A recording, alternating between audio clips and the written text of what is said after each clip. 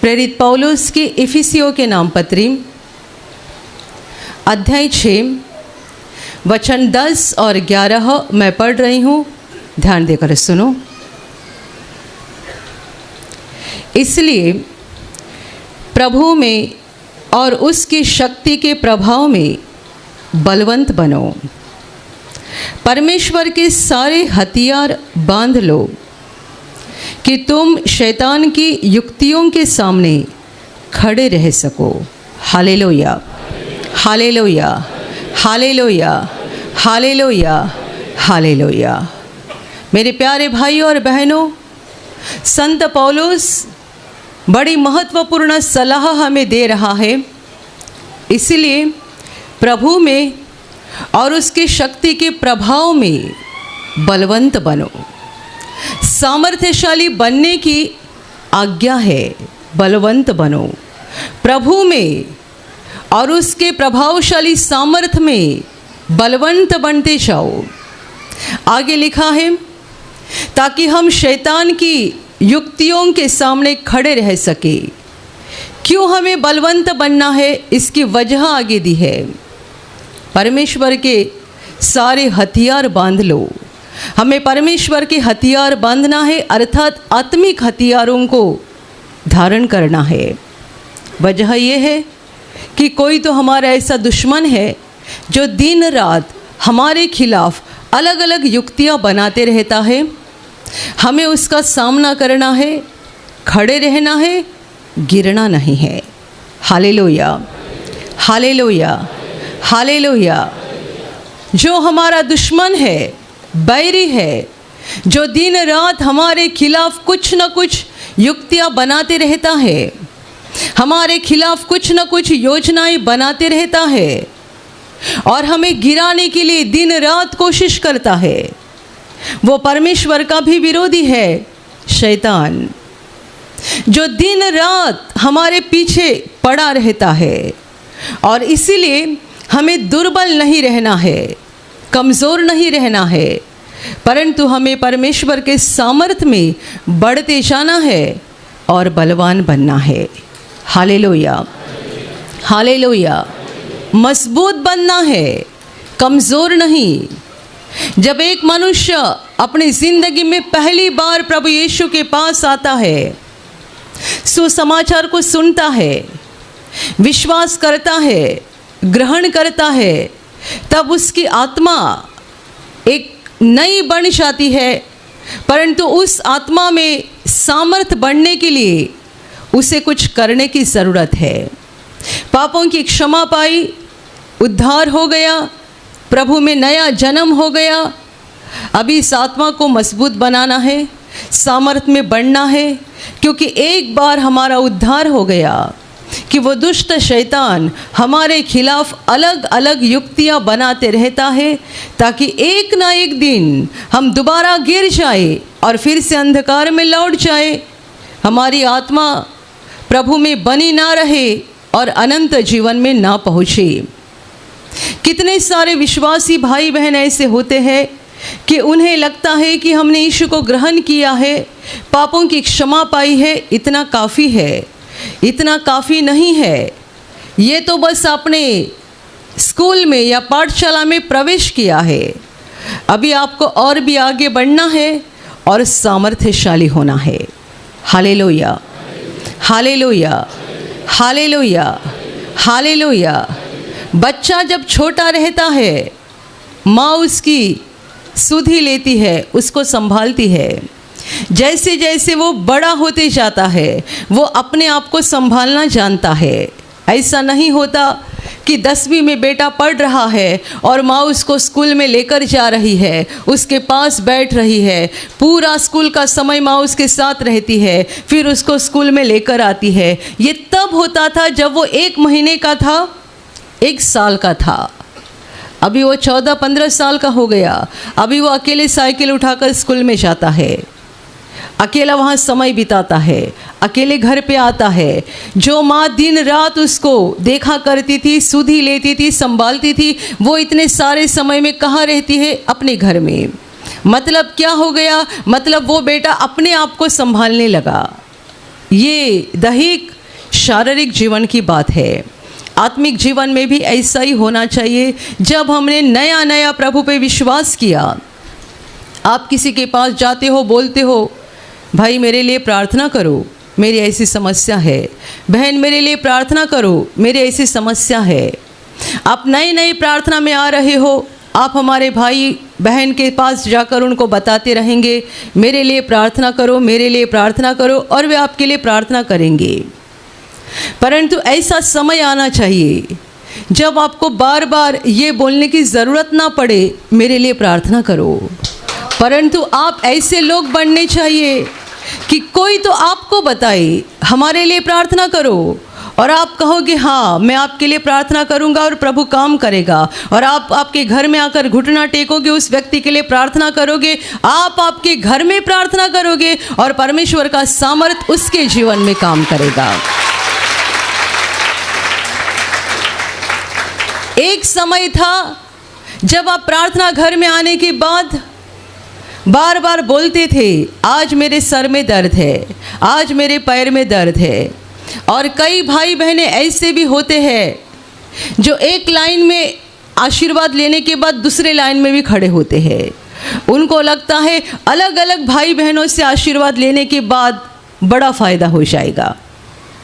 तो एक भाई से आशीर्वाद लिया तो उनका मन भरता नहीं है, वो दूसरे लाइन में खड़े हो जाते हैं ताकि दूसरे भाई खड़े हैं वे भी मेरे सर के ऊपर हाथ रखें। लेकिन ये तब तक ठीक है जब तक आप 1 महीने के बालक हो, 2 महीने के बालक हो, 6 महीने के बालक हो, तब तक ठीक है। ज़्यादा समय यदि ये चलते रहेगा तो आपकी आत्मिक हालत बेहद ख़राब हो जाएगी। Hallelujah, hallelujah. आपका बेटा 1 साल का है, 1.5 साल का होता भी नहीं है, तब आप उसको सिखाते हो। क्या सिखाते हो? खुद के हाथ से खाना कैसा खाने का। और जब आपका बेटा 1.5-2 साल का होता है और अपने आप से खाने लगता है, आपको बड़ा अच्छा लगता है। लेकिन यदि आपका बेटा 10 साल का हो गया है तो भी आपको उसके मुंह में खाना डालना पड़ता है। वो खुद अपने हाथ से उठाकर नहीं खा सकता है। तो इसका मतलब ये है आपका बेटा वेजिटेबल है, मंद बुद्धि, वो कुछ समझता नहीं है। प्लेट में हाथ डालने का, खाने का कुछ समझता नहीं है, तो आपको उसके मुंह में डालना पड़ता है। लेकिन जिस बच्चे का दिमाग बराबर काम कर रहा है वो 10 साल का होने के बाद ऐसा नहीं करना पड़ेगा कि आपको उसके मुंह में डालना पड़ेगा। वो खुद का भी खाएगा और आपके प्लेट में कुछ अच्छी चीज़ है वो भी उठा के खाएगा। इतना वो ज़्यादा होशियार बन जाएगा। Hallelujah, hallelujah. शारीरिक जीवन की बात है तो आत्मिक जीवन में एक बात कितने ज़्यादा पैमाने में होनी चाहिए। आप प्रार्थना में आकर 1 महीना हो गया, 2 महीने हो गए, आप हर बार मेरे लिए प्रार्थना करो, मेरे लिए प्रार्थना करो। कई लोग अपने मोबाइल में अलग अलग लोगों के नंबर रखते हैं, ये बहन के, वो भाई के, क्यों कुछ भी हो जाए 10 लोगों को फ़ोन करेंगे और उनसे प्रार्थना लेंगे, ये सोचकर कि 10 लोगों ने प्रार्थना किया तो जल्दी काम हो जाएगा, बड़ा काम हो जाएगा। लेकिन ऐसा नहीं होता है, ये तो आपकी गलत फहमी है। परंतु मुझे आपको ये बताना है कि ये आपका तब तक ठीक है जब तक आप प्रभु में एक बालक हो। परंतु यदि आप प्रार्थना में आकर 1 साल हो गया, 2 साल हो गया, 3 साल हो गए, 5 साल हो गए, अभी भी आपका ऐसा ही चाल चलन है, तो बुरा मत मानिएगा। आप एक मंदबुद्धि बच्चे की तरह है कि आप जानते ही नहीं है खुद प्लेट में कैसा हाथ डालना है और खुद कैसा खाना है। बुरा लगेगा, लेकिन कड़वी दवा मनुष्य को चंगा करती है। हालेलुया। क्योंकि बहुत से है 3 साल हो गए, 4 साल हो गए, कुछ परेशानी हो गई, 10 जगह पर फ़ोन करेंगे, मेरे लिए प्रार्थना करो, मेरे लिए प्रार्थना करो। क्यों बार बार बोलते हो मेरे लिए प्रार्थना करो? क्या आपका पिता के साथ मेल नहीं हुआ है? क्या आप उस महान पिता के साथ जुड़ नहीं गए हो? क्या वो आपकी नहीं सुन रहा है?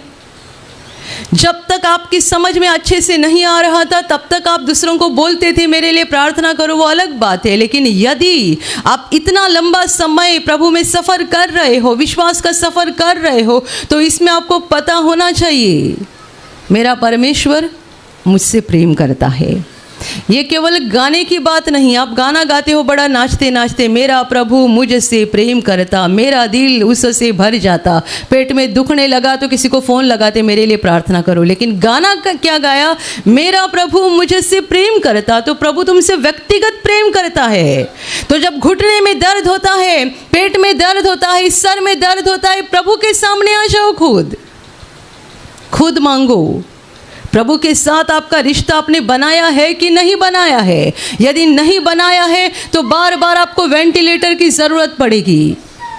लेकिन प्रभु के साथ रिश्ता बनाया है तो वेंटिलेटर की ज़रूरत नहीं है, खुद सांस लेना शुरू करोगे, क्योंकि वो हमारा बाप है। हम बोलते हैं वो सुनता है, हम बोलते हैं वो जवाब देता है। प्रभु में और उसके शक्ति के प्रभाव में बलवंत बनते जाओ, सामर्थ्यशाली बनते जाओ, मजबूत बनते जाओ, कमज़ोर मत रहो, दुर्बल मत रहो, बार बार दूसरों के ऊपर निर्भर मत रहो।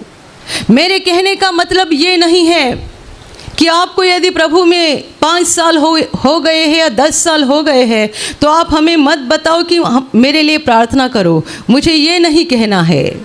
यदि आपके जीवन में कोई बड़ी समस्या है या कोई बड़ी बीमारी है, आप खुद भी प्रार्थना कर रहे हैं और आपको लगता है कि मेरा ये विश्वासी भाई है या विश्वासी बहन है, उनको भी मैं बताऊं कि मेरे लिए प्रार्थना करो, वो ठीक बात है, इसमें गलत नहीं है। लेकिन कोई ऐसे होते जो बार बार रोते रहते, मेरे लिए प्रार्थना करो, मेरे लिए प्रार्थना करो, मेरा ये दुख रहा है, वो दुख रहा है, मेरी ये समस्या है, वो समस्या है। ऐसा बार बार बच्चे जैसा रोना बंद करो। परमेश्वर हमारा बाप है और हमें उसके सामने आना चाहिए, उससे बात करनी चाहिए, घुटना टेकना चाहिए, प्रार्थना करनी चाहिए, उसकी स्तुति करनी चाहिए, महिमा करनी चाहिए। हमें सीधा परमेश्वर के साथ रिश्ता बनाना चाहिए और हमें आत्मा में मजबूत बनते जाना है, दुर्बल नहीं रहना है। Hallelujah, hallelujah, hallelujah. वचन आगे कहता है कि परमेश्वर के सारे हथियार बांध लो। परमेश्वर के हथियार, अभी हथियार का शब्द जब आता है हमें क्या दिखाई देता है? बंदूक, बॉम्ब, तलवार और भी बहुत सारी चीज़ें हैं। हथियार बहुत सारी प्रकार के हैं। जब हथियार शब्द आता है हमें ये सारी बातें नज़र आती है। इसलिए पौलुस ने सावधानी से ये शब्द का इस्तेमाल किया है, परमेश्वर की। केवल हथियार बोलता तो कल से आप दुकान में जाएंगे बंदूक खरीदने के लिए, बाइबल में लिखा है हथियार ले लो, तो हम हथियार ले रहे, क्या बंदूक, तलवार? पौलुस ने सावधानी से लिखा हुआ है परमेश्वर के सारे हथियार को बांध लो, ताकि तुम शैतान की युक्तियों के सामने खड़े रह सको। अभी परमेश्वर के हथियार क्या है, इसके लिए आपको घर जाकर आगे का पढ़ना पड़ेगा। वचन 14 से लेकर 17 में परमेश्वर के हथियार लिखे हुए हैं। इसी अध्याय में हमने जो वचन पढ़ा 11वां वचन है, लेकिन आगे जाकर 14, 15, 16, 17 4 वचन परमेश्वर के हथियार के बारे में बताते हैं। कौन से हथियार है? इस वचन में पौलुस बता रहा है क्यों पहनना है, क्यों लेना है परमेश्वर के हथियार को। क्योंकि वो विरोधी दिन रात हमारे खिलाफ योजना बनाता है। हमें उससे बचना भी है और उसे भगाना भी है, दोनों बातें करनी है। हमें अपने आप को बचाना है और उस दुष्ट को हमारे जीवन से, हमारे घर से, परिवार से भगाना भी है। और इसलिए परमेश्वर के हथियार लेना ज़रूरी है। अध्याय 14 वचन 14 से लेकर 17 में लिखा गया है हमें सत्य से अपनी कमर को कसना है। सत्य से 14 से लेकर 17 तक जो हथियार बताए हैं उन्हें पढ़ने के बाद आप जानोगे कि एक सैनिक, नौजवान को जैसा अपना कपड़ा करना पड़ता है, लड़ाई के लिए। बिल्कुल वैसे ही पौलुस ने सारी बातें लिखी हुई है। एक नौजवान जैसे अपने शरीर को सुरक्षित रखने के लिए जो लड़ाई के लिए जा रहा है, उसे अपने शरीर को संभालने के लिए क्या क्या पहनना पड़ता है, उस हिसाब से आत्मिक रीति से हमें आत्मा में कौन से हथियार पहनना है, ये पौलुस ने वहाँ पर बताया है। सत्य से कमर कसना है और धार्मिकता की झिलम पहनना है। सत्य से कमर कसना है। ध्यान में रखो, यीशु ने कहा था, मार्ग, सत्य और जीवन मैं ही हूँ। यदि आपने यीशु पर विश्वास किया है, आपने सच्चाई पर विश्वास किया है। यदि आपने यीशु पर विश्वास किया है, आपने सत्य पर विश्वास किया है। यदि आपने यीशु को ग्रहण किया है, तो आपने सत्य को ग्रहण किया है। और इस बात पर आपको दृढ़ता से खड़ा रहना चाहिए, क्योंकि मत भूलो, शैतान का सारा राज्य झूठ पर खड़ा है। वो झूठ पर झूठ बोलते जाता है, झूठ पर झूठ बोलते जाता है, और उन बातों को सुनने के बाद कितने सारे निराश हो जाते हैं। वो झूठ बोलता है। आप यहाँ प्रार्थना में आते हो, यीशु पर विश्वास करते हो, आप विश्वास का सफ़र अंत तक करना चाहते हो, लेकिन आपको ये भी पता है कि दुनिया में कितनी असत्य और झूठी बातें शैतान फैला रहा है। लोग यहाँ प्रार्थना में आते हैं, बाहर लोग कहते हैं इनको पैसा देकर मसीही बनाया जा रहा है। क्या ये सत्य है? आप यहाँ प्रार्थना में आते हो, आप मुझे बताओ, क्या ये सत्य है? आपको पैसा दिया जाता है मसीही बनने के लिए? एक बहन ने यहाँ पर गवाही दी थी, मुझे लगता है उत्तर प्रदेश से आई थी। यूट्यूब पर प्रार्थना देखती थी, पति बोलता था इसके लिए, लेकिन उसे लगता था ये गवाही देने वाले लोग सब झूठ बोलते हैं, इनको पैसा दिया गया है। लेकिन जब खुद चंगी हो गई तब गवाही देने के लिए आ गई। अभी समझ में आ गया ये झूठ नहीं है, ये सत्य है। Hallelujah, hallelujah. शैतान हमारे जीवन में बहुत सारी झूठी बातें लाता है। हमारे आसपास कितनी सारी झूठी बातें चलती रहती है। शैतान का राज्य ही असत्य पर खड़ा है। असत्य। दुनिया बोल रही है परमेश्वर नहीं है। दुनिया बोल रही है परमेश्वर का सामर्थ दुनिया में काम नहीं करता है, चमत्कार नहीं होते हैं, अद्भुत काम नहीं होते हैं। आप में से बहुत सारे लोगों ने अनुभव किया है कि परमेश्वर का सामर्थ कैसा काम करता है और कैसे अद्भुत काम हमारे जीवन में होते हैं। Hallelujah, hallelujah. कितनी गवाहियाँ आप हर सप्ताह सुनते हैं। हर सप्ताह आप कितनी गवाही सुनते हैं। हमने फिलहाल यूट्यूब पर एक गवाही डाली है, एक छोटी बच्ची की, आपने देखी होगी, जो आपको भी हमने यहाँ पर दिखाई थी। अभी 4 महीने की है वो।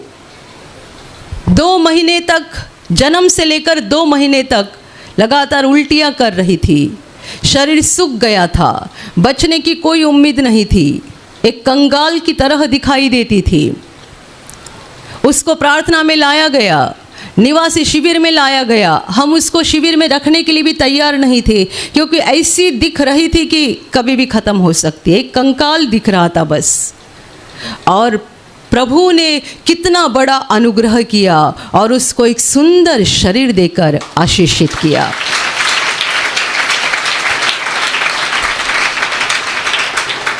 दुनिया चिल्लाती है, कहाँ है परमेश्वर? कहाँ होते हैं चमत्कार? कहाँ होते हैं अद्भुत काम? प्रार्थना करने से बीमारी थोड़ी ही जाती है, प्रार्थना करने से चंगाई थोड़ी होती है, प्रार्थना करने से संकट या मुसीबत थोड़ी निकल जाती है। कितने लोग हैं, सैकड़ों नहीं हजारों गवाही दिए हैं। प्रार्थना में आने के बाद शराब का व्यसन छूट गया, तंबाकू का व्यसन छूट गया। कौन करता है ये? आप में ऐसे कोई बहनें होगी, कोई भाई होंगे, आपको किसी को क्षमा करने के लिए बहुत कठिन लग रहा है, बहुत कठिन। आप प्रार्थना में टेम्पररी उसको क्षमा करते हो, टेम्पररी, बाद में फिर से गुस्सा आता है। ऐसी आपकी हालत है? आप बस प्रभु से इतना कहो, मुझे क्षमा करने का दिल दे दो, प्रभु आपका दिल ऐसा बनाएगा ना कि आपको ऐसा लगेगा मैंने क्यों गुस्सा किया है, मैंने क्यों गुस्सा किया है, मैं क्यों इतने समय से उनके साथ गुस्से में था। आपको अपने ऊपर ही हंसी आने लगेगी और आप उनके साथ ऐसे जाकर बात करोगे जैसे कि आपकी बहुत बड़ी दोस्ती है। क्या हो जाएगा, प्रभु आपके दिल को बदल डालेगा और ऐसा भाव आपके दिल में डालेगा कि जिनके लिए गुस्सा है ना, उस गुस्से की जगह प्रेम से भर जाएगी। हालेलुया। ये केवल परमेश्वर कर सकता है। लेकिन शैतान का राज्य झूठे पर खड़ा है, असत्य पर खड़ा है।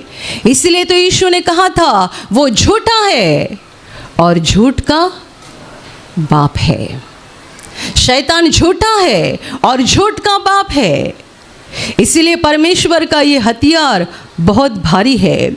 सत्य से कमर कसो, विश्वास सत्य पर करो, असत्य पर नहीं करना है। विश्वास सच्चाई पर करो, झूठी बात पर विश्वास नहीं करना है। हालेलुया। धार्मिकता की झिलम पहनो। याद रखना कि आपको पापों की क्षमा मिल गई है। शैतान आपके कानों में बोलते जाएगा तू पापी है, तू पापी है, तू पापी है, तूने गलत काम किया है, परमेश्वर ने तुझे छोड़ा है, परमेश्वर तुझसे प्रेम नहीं करता है। वो दुष्ट आपके कान में बोलते जाएगा। इसीलिए धार्मिकता की झिलम पहनो। हमेशा कहो मैं यीशु का बेटा हूँ, मैं यीशु की बेटी हूँ, उसने मुझे क्षमा किया है। और जब कभी आप गिर जाते हो, लालच में आकर पाप कर देते हो, जब कभी आप गिर जाते हो, लालच में आकर पाप कर देते हो, डरना नहीं, रास्ता है। प्रभु के क्रूस के पास आ जाओ, घुटना टेको, पश्चाताप करो। वो दयालु परमेश्वर फिर एक बार आपके ऊपर दया करेगा और आपको क्षमा करेगा। Hallelujah, hallelujah. धार्मिकता की झिलम पहनकर रखो। मैं धर्मी व्यक्ति हूँ, मैं पापी था लेकिन आज नहीं हूँ, मुझे यीशु के लहू के द्वारा धर्मी बनाया गया है। Hallelujah, hallelujah. तीसरा लिखा है मेल के सुसमाचार के जूते पहनो। मेल का सुसमाचार, प्रभु यीशु का सुसमाचार, ये मेल का, शांति का सुसमाचार है। कौन सी शांति? मनुष्य और परमेश्वर दोनों में शांति हो गई है। आज आप बोलते हो ना मैंने प्रार्थना की और प्रभु ने सुना, मैंने मांगा प्रभु ने सुना। और कई बार आप कहते हो मैंने मांगा भी नहीं था, बस मेरे मन में इच्छा उत्पन्न हुई थी और प्रभु ने वैसा कर दिया। इसका मतलब यह है आपकी परमेश्वर के साथ शांति हो चुकी है, आपका परमेश्वर के साथ मेल हो चुका है और परमेश्वर यही चाहता है, दुनिया के सब लोगों के साथ मेल करना चाहता है। Hallelujah, hallelujah, hallelujah.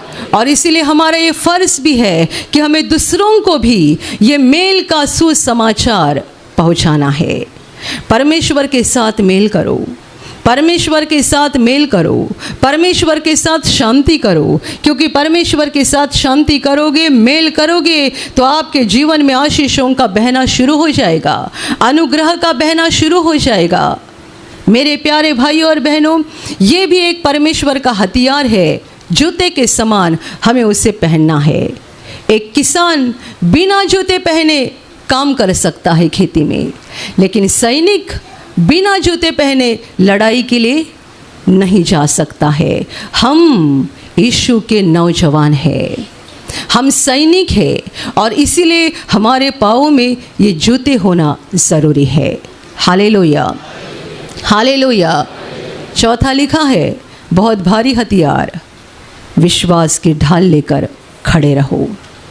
वो विश्वास की ढाल जिसके द्वारा उस दुष्ट के सारे जलते हुए तीरों को तुम बुझा सकते हो। विश्वास किसके ऊपर? परमेश्वर के ऊपर।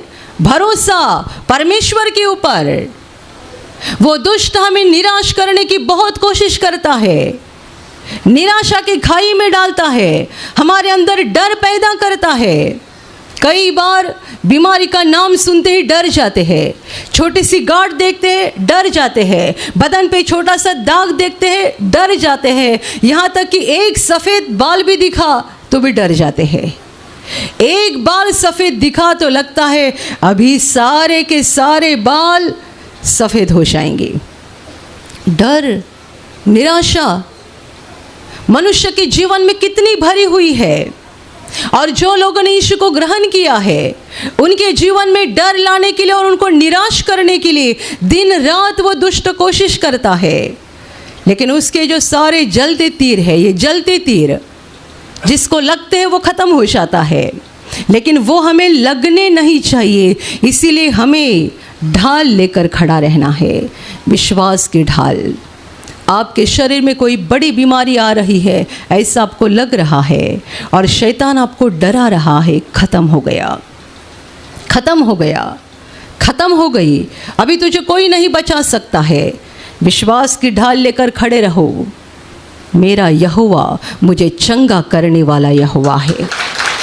यीशु के मार खाने से मैं चंगा हो गया हूँ। उसने मुझे चंगाई का वादा किया है, वो मुझे चंगा करेगा, वो मेरी बीमारी को निकाल देगा। यदि आपको लगता है कि आपका एक दो बाल सफ़ेद दिख रहा है और आप नहीं चाहते हो कि आपके सारे बाल सफ़ेद हो जाए, तो आप उस पर हाथ रखकर यीशु के नाम से प्रार्थना करना शुरू करो। शैतान आपको कहेगा देखो अभी थोड़े दिन में सारे बाल पक जाएंगे। आप कहो नहीं, मेरा प्रभु मुझसे प्रेम करता है, वो मेरी प्रार्थना को सुनेगा। हर वक्त विश्वास की ढाल को इस्तेमाल करो और विश्वास की ढाल ऐसी मजबूत बनाओ, ऐसी मजबूत जैसे कि भाई पीजी वर्गीस कहते हैं, शैतान को जवाब दो, मेरा प्रभु मुझे चंगा करेगा। दूसरी बार बोलो, मेरा प्रभु मुझे चंगा करेगा। और तीसरी बार बोलो, मेरा प्रभु मुझे चंगा करेगा। लेकिन यदि उसने चंगा नहीं किया तो भी मैं उसी को चिपक के रहूँगा, तुम्हारे पास कभी नहीं आऊँगा। वो चंगा करेगा, चंगा करेगा, और यदि उसने चंगा नहीं किया तो भी मैं उसी को चिपका रहूँगा, उसी को पकड़ा रहूँगा, तुम्हारे पास कभी नहीं आऊँगा, क्योंकि अनंत जीवन का वादा उसी के पास है। Hallelujah, hallelujah. यह विश्वास की ढाल को मजबूत बनाओ, मजबूत। कितने सारे लोगों के मन में मौत का डर रहता है। मैंने हमेशा कहा है ये मौत का डर अपने अंदर से निकाल डालो। इसीलिए तो अनंत जीवन के ऊपर अपना ध्यान लगाओ और अनंत जीवन के बारे में सोचते रहो, तब मौत का डर निकल जाएगा। हम आज मर जाए या कल मर जाए, हमें डर नहीं है। प्रभु ने वादा किया है, जो मुझ पर विश्वास करेगा वो मर भी जाएगा तो भी सदा जीवित रहेगा। हालेलुया। ये विश्वास की ढाल लेकर खड़े हो जाओ, ताकि कितने भी शैतान के जलते तीर आ जाएंगे वो आपको सीधे लगेंगे नहीं, वहीं के वहीं बुझ जाएंगे। हालेलुया। 5वां लिखा है, उद्धार का टोप। हमारे सर के ऊपर टोप होना चाहिए, जैसे एक सैनिक के ऊपर रहता है सर के ऊपर उद्धार का टोप। ये उद्धार पाया हुआ व्यक्ति है। आपको पूरा ही पूरा भरोसा होना चाहिए, मेरा उद्धार हुआ है, मुझे पाप क्षमा मिली है, मैं अनंत जीवन में जाने वाला हूँ। आपको पता है, जिनका उद्धार हुआ है उनके सर के ऊपर लिखा गया है कि उनका उद्धार हो गया है। उसे आप नहीं पढ़ सकते हो, लेकिन दुष्ट शैतान पढ़ता है, क्योंकि ये शब्द आत्मिक रीति से लिखे हुए हैं और वो हमारा दुश्मन आत्मिक है, वो उसे पढ़ता है। और इसीलिए तो वो हमारे पीछे पड़ा रहता है कि इसका उद्धार मुझे छीनना है और उसे नरक में लेकर जाना है। उद्धार का टोप पहन कर रखो। ध्यान में रखना, मेरा प्रभु मेरे लिए क्रूस पर मरा है, उसने मुझे बचाने के लिए अपना लहू बहाया है, मुझे खरीदा गया है। मैं शैतान का गुलाम था, मुझे खरीदा गया है, उसके हाथ से मुझे बाहर निकाला गया है, मेरा उद्धार हो गया है। मैं नरक में नहीं जाऊंगा, मैं अनंत जीवन में जाऊंगा। आपको पता है, प्रभु यीशु ने नरक की बात बहुत कम कही है, स्वर्ग की बात बहुत ज़्यादा कही है। और दुनिया को छोड़ते वक्त जो उसने कहा था, उसके अंतिम वचन, उसमें उसने कहा था स्वर्ग और पृथ्वी पर सारा अधिकार मुझे दिया गया है। उसमें उसने नरक शब्द का इस्तेमाल नहीं किया है।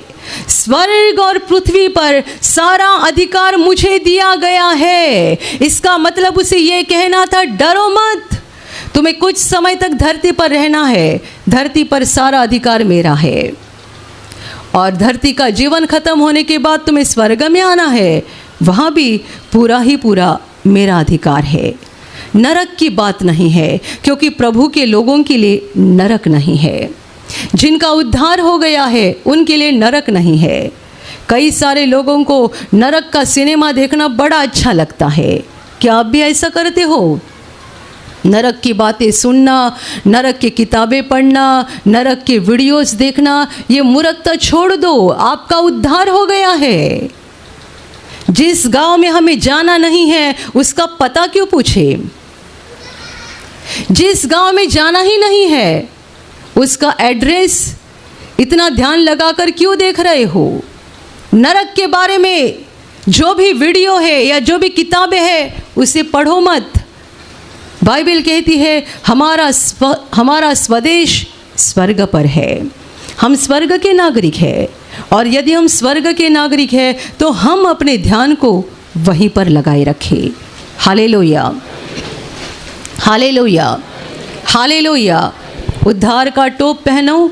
हमेशा याद रखो मेरा उद्धार हो गया है, मुझे अनंत जीवन में जाना है। और अगली बात, सबसे बड़ी महत्वपूर्ण बात, आत्मा की तलवार परमेश्वर का वचन ये ले लो। पहली जो 5 बातें हैं वो हमारी खुद की रक्षा के लिए है, बचाव के लिए है। आखिरी बात है वो शैतान को भगाने के लिए है। आत्मा की तलवार यानी परमेश्वर का वचन ले लो। परमेश्वर का वचन आपके अंदर ऐसे भरते जाओ, ऐसे भरते जाओ कि वह दुष्ट जब भी आपके ऊपर हमला करने के लिए आएगा वो खुद घायल होकर आपसे भाग जाएगा। हालेलुया। तलवार शत्रु के ऊपर हमला करने के लिए होती है, तलवार दुश्मन को मारने के लिए होती है, ढाल अपनी बचाव के लिए होती है, टोप अपने बचाव के लिए होता है, लेकिन तलवार शत्रु को मारने के लिए होती है। ये जो अंतिम हथियार है ये दुश्मन को मारने के लिए, भगाने के लिए है। मेरे प्यारे भाइयों और बहनों, आपको बाइबल पढ़ना बहुत ज़रूरी है। वचन को सुनना, वचन को पढ़ना बहुत ज़रूरी है। इसके अलावा आप आत्मा में अच्छी तरह से बलवान नहीं बन जाओगे। बहुत बाइबल पढ़ो। मैंने हमेशा कहा है कि हमने आपको 3 वचन सिखाए हैं, ये इसीलिए कि हमेशा आपको याद रहे। लेकिन इतने पर आपको रुकना नहीं है, आपको खुद बाइबल खोलना है, पढ़ते जाना है, पढ़ते जाना है, पढ़ते जाना है, परमेश्वर के वचनों को ग्रहण करते जाना है। आत्मा की तलवार आपके पास हमेशा होनी चाहिए, ताकि जब जब दुश्मन आपके ऊपर हमला करेगा, जब जब आप तलवार को उठाओगे और दुश्मन आपसे भाग जाएगा। Hallelujah, hallelujah, hallelujah. मेरे प्यारे भाइयों और बहनों, ये जो परमेश्वर के हथियार हैं उन्हें पहनकर रखना ज़रूरी है, और उसके लिए हमें प्रार्थना की बहुत ज़रूरी है। बिना प्रार्थना हम आत्मा में ताकत या बल प्राप्त नहीं करेंगे और इन आत्मिक हथियारों को, परमेश्वर के हथियारों को धारण नहीं कर पाएंगे। और इसलिए प्रार्थना करते रहो, परमेश्वर के वचनों को पढ़ते रहो, और परमेश्वर के जो आत्मिक हथियार इन अध्याय में बताए गए हैं उन्हें हमेशा पहन कर रखो। क्योंकि याद रखो, शैतान हमारा दुश्मन है, विरोधी है, जो दिन रात हमारे खिलाफ योजनाएं बनाता है। हमें सोते नहीं रहना है, आत्मा में जागते रहना है, अपना बचाव करना है और तलवार को लेकर दुश्मन को भगाना है। Hallelujah, hallelujah, hallelujah, hallelujah. बहन आपका नाम बताइए। गीता। क्या हो गया था आपको? को अस्थमा का अटैक आया था 2 साल पहले। अभी 2-3 महीने हो गए मेरे को वो प्रॉब्लम नहीं हो रहा। नहीं तो पंप 4-5 पंप घर पे भी रखता था, बैग में साथ में लेके घूमता था मैं। वो चलने में 10 सीढ़ी भी नहीं चढ़ता था, मेरे को दम बहुत लगता था। अभी कितना भी सीढ़ी चढ़ो नहीं दम लगता। अभी 2-3 महीने मेरे को उससे ऐसे तकलीफ हो रहा था, उसमें अभी तकलीफ नहीं होता है। इसलिए मैं पंप भी छोड़ के आया, 2-3 बार आए तो मैं पंप लेके नहीं घूमते। अभी घर पे भी बोला बच्चे लोग पंप फेंक दे, अभी ज़रूरत नहीं है, साथ दे मेरा। आप बता रहे कि 2 साल से अस्थमा की समस्या थी, उसकी वजह से आप थोड़ा भी चलते थे तो आपको दम लगता था। 10 सीढ़ी भी नहीं चढ़ सकती थी मैं, चलने में तकलीफ होता। धूल से भी एलर्जी होके वो दम पंप लेके घूमती थी बैग में। बच्चा लोग भी बोलता था काम पे जाने टाइम मम्मी पंप लेके जाओ साथ में। मतलब बिना पंप का आप कहीं भी बाहर जाते ही नहीं थे? नहीं चलती थी। वो भी बोल रहा था, मेरे को बहुत चिल्लाता था पंप लेके जाना क्या होगा। फिर काम पे भी पंप फ़ोन करके बुलाते थे, पंप भूल गए घर पे लेके आओ बच्चा लोग। मतलब आपको कंपलसरी कहीं भी गए तो पंप लेकर जाना पड़ता था, और घर पे भी आप पंप का इस्तेमाल करते थे? पे तो 4-5 पंप रखा था अलग अलग ट्रॉली में। बच्चे लोग कभी मेरे को टाइम पे नहीं मिलेगा तो बच्चे लोग ढूंढ के देगा। रात को भी होता था, सोने टाइम भी दम बहुत लगता था। मतलब घर पे भी आप रहते थे तो भी आप पंप इस्तेमाल करते थे? आपको घर में रहने के बावजूद भी दम लगता था? बहुत दम, नींद में भी आता था वो। कभी कभी बीच में नींद में भी उठ के बैठ जाते थे। 1-1 घंटा मेरे को तकलीफ होता था। 1-1 घंटा ऐसा सांस लेने में तकलीफ होती थी? लोग हवा मारते भी मेरे को तकलीफ बहुत होता। पंखा भी नहीं हवा लगता, कूलर भी लगाता था, नहीं होता था मेरे को, बहुत सेन नहीं होता था। वो बोला अभी लेके चल, अभी लेके चल। दवाखाना बोल रहा है ये रात को किधर होगा, पंप ऊपर ऊपर मारती थी मैं, नहीं होता था मेरे को तभी से। अभी 2-3 महीने हो गए मैं आ रहे, कभी महीने के 1 बार तो आती थी। अभी 2-3 हफ्ते हो गए मैं पंप लाते ही नहीं वो बैग में। अभी भी बैग में पंप नहीं है। बच्चों लोग भी बोला घर पे पंप फेंक दे, अभी ज़रूरत नहीं पड़ते। अभी पंप का इस्तेमाल नहीं करते, आप प्रार्थना में आने लगे, प्रभु की कृपा हो गई। मैं प्रार्थना करते, वो आशीष प्रार्थना में भी आज शुक्रवार का दिन में बहुत प्रार्थना किया, बहुत आशीष पाला। अभी कितना समय हो गया आप पंप का इस्तेमाल नहीं करते? अभी 2 महीने हो गए, अब पंप नहीं ला रहा। अभी बीच में भी मैं लाया था पंप, दम लग रहा है करके ला रहे तो लग रहा ही नहीं था। मैं बोला अभी फेंक के आया। मतलब आपको ऐसा लगा कि पंप दम लगेगा तो लेना पड़ेगा, पर लगा नहीं? नहीं लगा, रोड पे लगे तो मैं क्या करूँ, वो तभी से दम लग रहा ही नहीं तो मैं लाए क्यों करके छोड़ के दो। अभी आप घर का काम करते हैं? हाँ, घर काम करते, खाना बनाने जाते। पहले खाना बनाने भी तकलीफ होता था, खांसी ऊपर ऊपर आता था। मतलब आपको खांसी ज्यादा आती थी, और आप बोलते कि सीढ़ियाँ 2-4 सीढ़ियाँ चढ़ी या उतरी तो ज्यादा दम लगता था? 4-5 भी सीढ़ी भी नहीं चढ़ सकता। अभी 2 हफ्तों का मैं चेक कर रहा हूँ, ऊपर 2-2 माला चढ़ रहा है, फिर दम ही नहीं लग रहा है। मेरे को लगता गया मैं रास्ता में, तभी से मैं ठीक हो गया करके प्रभु यीशु को धन्यवाद देते। अभी आप थोड़ा सा चल के दिखाइए, आ जाइए ऊपर आ जाइए। दम नहीं लगा, थोड़ा भागकर यहाँ से दौड़कर दिखाइए। आइए यहाँ पर आ जाइए। इतना तेजी से आप दौड़कर सीढ़ियाँ उतरे चढ़े, जरा भी आपको तकलीफ नहीं हुई? नहीं होता, अभी दम ही नहीं है, ऐसा लग रहा है, ऐसा लगता है मैं सादा है। अभी आप सादा नॉर्मल लग रहा है आपको? प्रभु ऐसा ऐसा लगता है मेरा नया सामान डाल दिया, सब नया अंदर आ गया है। नहीं अभी आई नहीं दम। और बहन अभी आप घर का सारा काम करते, पंप का इस्तेमाल बिल्कुल नहीं करते, प्रभु ने आपको चंगा किया है। चंगा कर दिया। भाई आपने अपनी पत्नी की समस्या देखी थी, उनको इतनी तकलीफ होती थी? मैं खुद बाइक पे लेके गया था उनको। आप बाइक पर लेकर जाते थे उनको मोटरसाइकिल पर? हाँ, वो जैसे वो डॉक्टर के इधर गेट पे गया ना, वो फटक से नीचे गिर गई। मतलब उनको इतनी तकलीफ होती थी, और वो बता रहे कि 2 साल से वो पंप का इस्तेमाल करते थे। 2 साल से उनको बहुत प्रॉब्लम था अस्थमा का। उसको अस्थमा का अटैक आया ना, मैं लेके बाइक पे भागा। रिक्शा भी उस टाइम में नहीं मिल रहा था हम लोगों को, रात का टाइम था, कोई भी नहीं था रिक्शा वाला। तो मैंने बोला रुक 2 मिनट, अपन पहुँचते, डॉक्टर के पास जाते, तो थोड़ा संभालना तो। हाँ बोलिए, और एकदम स्पीड में लेके गया मैं, और गेट पे गिर गई। मैं मतलब उस समय भी उनको कंट्रोल नहीं हुआ, वो गेट पे ही उसके गेट पे बाइक से गिर गए वो। मैं डर गया एकदम, मेरे को कुछ समझ में नहीं आ रहा था। सब ने बचाया। प्रभु को मैं कोटि धन्यवाद देता हूँ। प्रभु ने आपकी पत्नी को नया जीवन दिया है। जीवन दिया। अभी वो घर का सारा काम करती है, काम करते हैं। अभी वो पानी का भी काम करती है, और वो पंप का इस्तेमाल नहीं करती। कुछ नहीं। प्रभु ने इस बहन को नया जीवन दिया है। आप लोग तालियां बजाकर प्रभु यीशु को धन्यवाद दीजिए।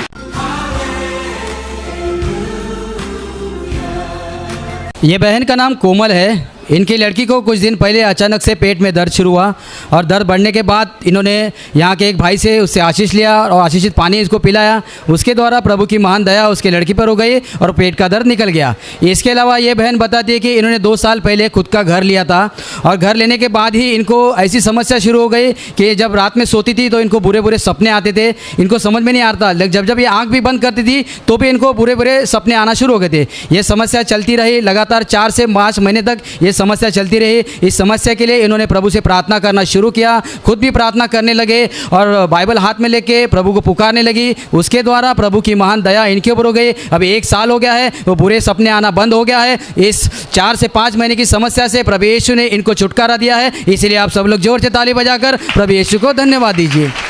बहन जी, आप बताइए, मतलब 4 से 5 मतलब क्या क्या समस्या, मतलब क्या आपको सपने में दिखता था? हाथ कटेला, सर कटेला, ऐसे ऐसे दिखते थे। मुझे आंख बंद करती थी तो भी फिर नींद नहीं आती थी। रात को उठ के लाइट चालू करती थी, बहुत डर जाती थी, फिर लाइट चालू करके बैठती थी। ऐसा तुरंत सोती नहीं थी तो भी आंख बंद करती थी तो भी मुझे दिखाई देता था। बहुत डरती थी मैं। बोली मुझे फिर बाइबल लेके पढ़ने भी नहीं आता था मुझे, तो बाइबल लेके प्रार्थना करी।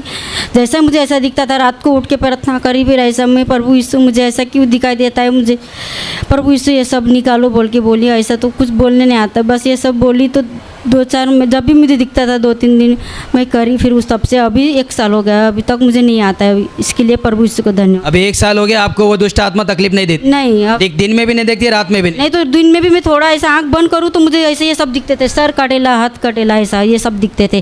किसी का ऐसा ये सब दिखता था आपको? हाँ। लेकिन आपको प्रार्थना करना भी नहीं आता, आपने जैसे तैसे प्रार्थना किया? प्रार्थना करने नहीं आता, पढ़ने नहीं आता। जैसे तैसे आपने प्रार्थना की, लेकिन आपकी वही प्रार्थना को प्रभु ने सुना? हाँ, सुना। वही इतना 1 साल हो गया, अभी वो समस्या निकल गई? हाँ, उस समस्या निकला। अभी तक कुछ भी नहीं, ये सब दिखाई देता।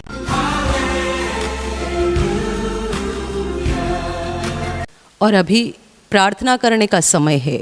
आप विश्वास करो कि एक पल में प्रभु यीशु आपको छूकर चंगाई देगा।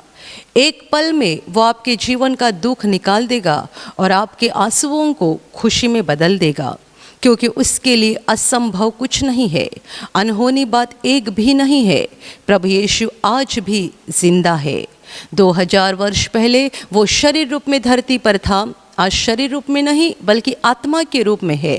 और दुनिया के कोने कोने में जहाँ जहाँ लोग विश्वास के साथ उसको पुकारते हैं, उसके पास प्रार्थना करते हैं, उन सबों की पुकार को प्रभु सुनता है, उन्हें चंगा करता है, उनके आंसुओं को पोंछ देता है और उनके जीवन को खुशी से भर देता है।